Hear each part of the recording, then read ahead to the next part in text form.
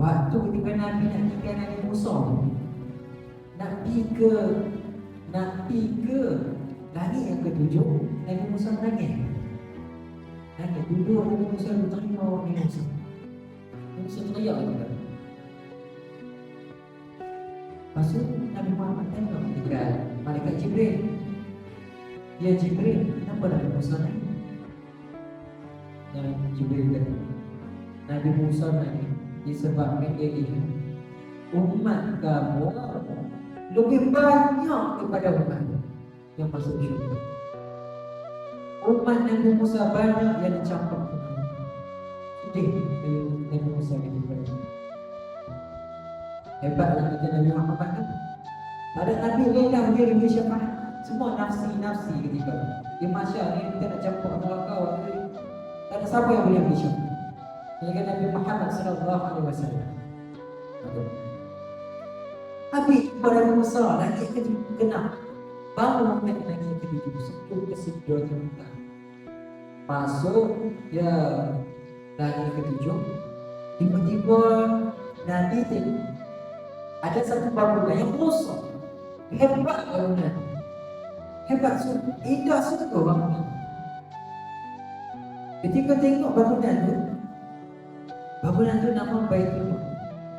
Di bangunan itulah kita dibanding Kaabah bagi para malaikat. Kalau kita di Mekah, Baitul Ma'mur tempat para malaikat beribadah.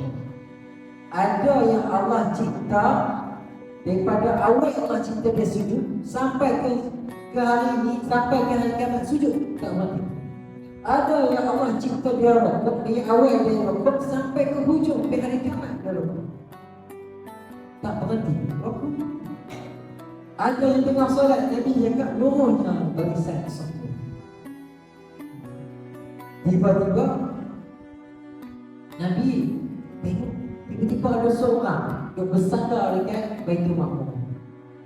Seperti dia. Muka macam aku Nabi kata tanya dekat malaikat Jibril. Ya Jibril siapa tu? Muka dekat siapa orang yang ada? Nabi Muhammad kata itulah Ibrahim alaihissalam. Jumpalah Nabi Ibrahim bagi salam. Jawab Ibrahim alaihissalam.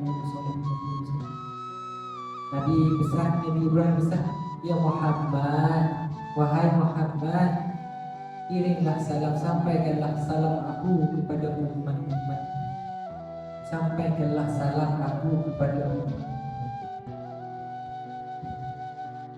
Lepas tu pula, apa lagi Nabi Ibrahim kata?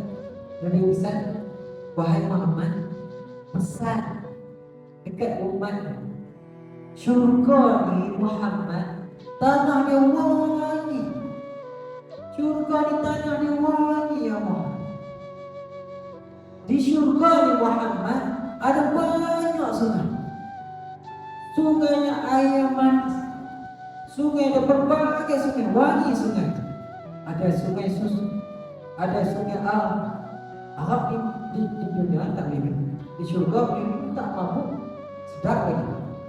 Ada sungai madu, cantik sungguh.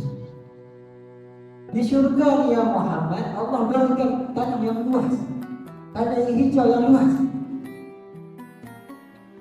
Pohonnya pula subhanallah walhamdulillah wa la ilaha illallah. Zikir ini pula membantu kita menjaga derajat orang dekat dunia. Zikir yang menyelamat kita ini subhanallah walhamdulillah wa la ilaha illallah. Sekali kita sebut, Allah berikan satu pohon di syurga untuk kita. Ketika mana dah jatuh, kita sebut subhanallah walhamdulillah wa la ilaha illallah Allahu akbar. Ketika mana kita sebut, itulah yang membuatkan kita ketika mana dah jatuh sakit titik ni yang boleh bagi kenyang, kita hanya zikir saja. Subhanallah walhamdulillah wa la ilaha illallah.